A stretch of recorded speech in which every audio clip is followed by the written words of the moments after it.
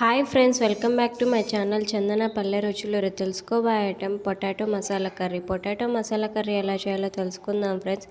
ముందుగా పొటాటోని పీల్ తీసుకోవాలి. పీల్ తీసుకున్నాక క్లీన్ చేసుకున్న తర్వాత సన్న పీసెస్గా కట్ చేసుకోవాలి. మసాలా కర్రీ కావాల్సిన ఇంగ్రీడియంట్స్ చూసుకుందాం ఫ్రెండ్స్.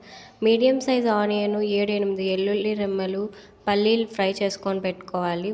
1 టేబుల్ స్పూన్ కారం, 1 టేబుల్ స్పూన్ ధనియాల పొడి, చిటికెడు పసుపు, మీ పులుపుకు తగ్గంత చింతపండు నానబెట్టుకోవాలి.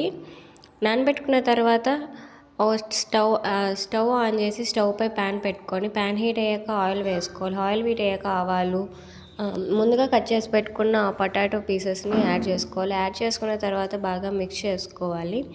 మిక్స్ చేసుకొని 5 minutes ఫ్రై అయ్యాక మసాలా యాడ్ చేసుకోవాలి ఫ్రెండ్స్. మసాలాను యాడ్ చేసుకున్న తర్వాత పచ్చివాసన పోయేంత బాగా ఫ్రై చేసుకోవాలి. ఫ్రై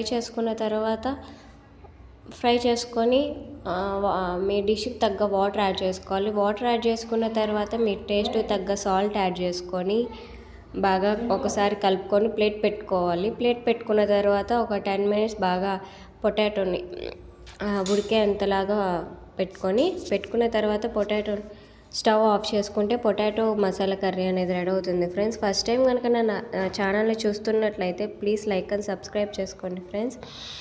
పొటాటో మసాలా కర్రీ ఎలా ఉందో ట్రై చేసి కామెంట్ బాక్స్లో కామెంట్ చేయండి ఫ్రెండ్స్.